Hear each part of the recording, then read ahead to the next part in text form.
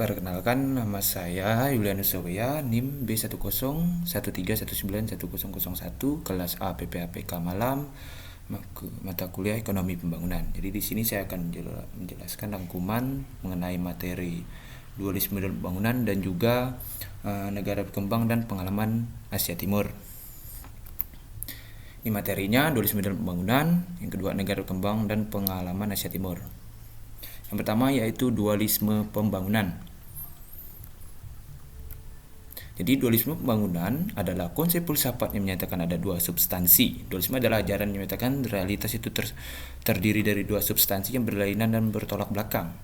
Teori dualisme sosial menurut J.H. Boyd pada tahun 1953, Boyd mengeluarkan teori tentang economic policies of dual society atau dualisme sosial. Jadi di sini adalah bentrok sistem sosial yang diimpor dengan sistem sosial asli yang jenisnya berbeda. Seringkali sistem sosial yang diimpor merupakan kapitalisme yang tinggi. Jadi terdapat perbedaan tujuan berusaha antara masyarakat barat dan timur, yaitu antara tujuan ekonomi dan kebutuhan sosial. Orang timur mempunyai tujuan hidup yang berbeda dengan orang Eropa. Mereka hanya hidup untuk bersenang-senang apabila kebutuhan pokoknya sudah terpenuhi dan tidak perlu untuk bekerja lagi. Terusnya yaitu ciri-ciri masyarakat kapitalistik. Yang pertama, menomorsatukan kepentingan pribadi dalam perdagangan dan industri, yaitu untuk mendapatkan keuntungan yang semaksimal mungkin, modal sebagai basis atau dasar, keuntungan sebagai tujuan utama.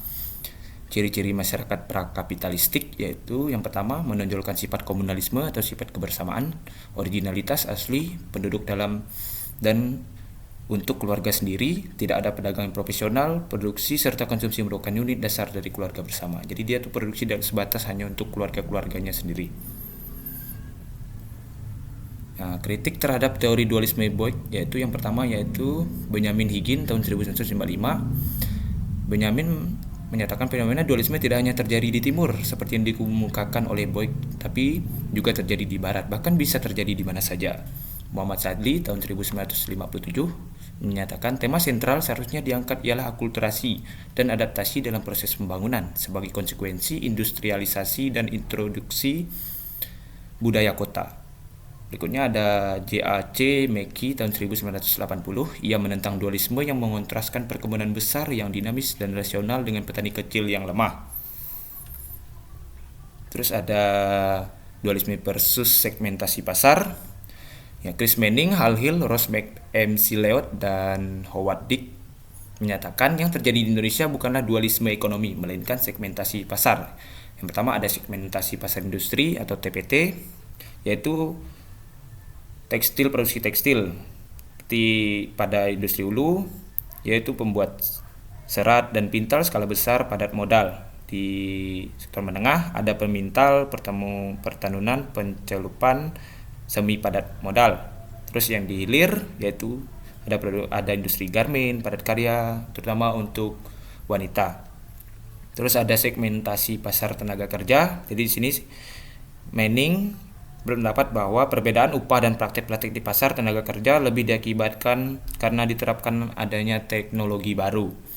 Yang ketiga ada segmentasi keuangan, yaitu sektor modern lebih memiliki akses ke lembaga keuangan dan mudah memperoleh modal yang lebih besar dengan bunga yang rendah daripada sektor tradisional. Ada juga potret dualisme industri Indonesia, yaitu industri besar dan menengah atau disingkat IBM versus industri kecil dan rumah tangga disingkat IKRT, dan juga ada BPS. Ini adalah materi yang kedua yaitu negara kembang dan pengalaman Asia Timur. Yang pertama, negara sedang berkembang adalah sebuah negara dengan rata-rata pendapatan yang rendah, infrastruktur yang relatif terbelakang, dan indeks perkembangan manusia yang kurang dibandingkan dengan norma global. Negara berkembang adalah istilah yang umum digunakan untuk menjelaskan suatu negara dengan tingkat kesejahteraan rendah. Ciri-ciri negara berkembang yaitu dilihat dari segi ekonomi dan segi demografi. Dari segi ekonominya, yang pertama itu tingkat pendapatan per kapita rendah. Jadi faktor utama yang antara lain masih tingginya angka pengangguran dan kualitas sumber daya manusia yang dihasilkan kurang mumpuni di dunia kerja, sehingga ya tingkat pendapatan per kapita rendah. Impor lebih besar daripada ekspor itu karena pemerintah itu belum mampu untuk mencukupi kebutuhan dalam negeri, sehingga impor kebutuhan-kebutuhan dari luar untuk mencukupi kebutuhan dalam negeri. Jumlah pengangguran tinggi yaitu karena lapangan pekerjaan yang sedikit dan kualitas SDM yang rendah. Mengandalkan sektor primer atau mengandalkan sektor pertanian, tingkat korupsi yang tinggi. Jadi penyalahgunaan kewenangan sehingga merugikan negara dan rakyat. Dari segi demografi ada laju pertumbuhan penduduk yang tinggi. Ini dikarenakan banyak penduduk yang menikah usia dini, belum tercapainya program keluarga berencana, dan juga karena tingkat kelahiran lebih tinggi daripada tingkat kematian. Tingkat pendidikan yang rendah yaitu karena kurangnya kesadaran penduduk dan juga kurangnya fasilitas pendidikan. Penguasaan IPTEK yang minim. Ini karena rendahnya pendidikan tadi, jadi dia berefek pada tingkat IPTEK yang minim dan juga berpengaruh kepada tingkat pendapatan per kapita. Sini ada High Performing Asia Economic atau disingkat HPAS, adalah negara-negara Asia yang memiliki tingkat pertumbuhan tinggi, terdiri dari Jepang, Singapura, Hong Kong, Korea, Taiwan, Thailand, Malaysia, dan juga Indonesia. Ciri-ciri negara HPAS yang pertama yaitu pertumbuhan ekonomi yang tinggi dan berkelanjutan. Jadi umumnya negara HPAS memiliki tingkat pertumbuhan ekonomi yang tinggi dan mampu mempertahankannya secara konsisten. Hal ini ditandai dengan pertumbuhan pendapatan per kapita yang meningkat lebih tinggi dibandingkan dengan negara lain. Turunnya tingkat kemiskinan, ketimpangan pendapatan dan kemiskinan, yaitu bertentangan dengan hipotesis U terbalik.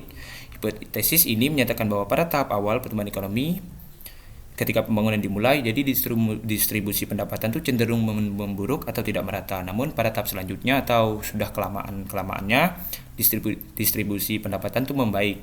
Jadi dia tuh merata gitu. Terus sektor pertanian yang dinamis. Perkembangan perekonomian suatu negara biasanya diikuti dengan turunnya peranan sektor pertanian, tapi bukan berarti mengalami stagnasi atau kemunduran.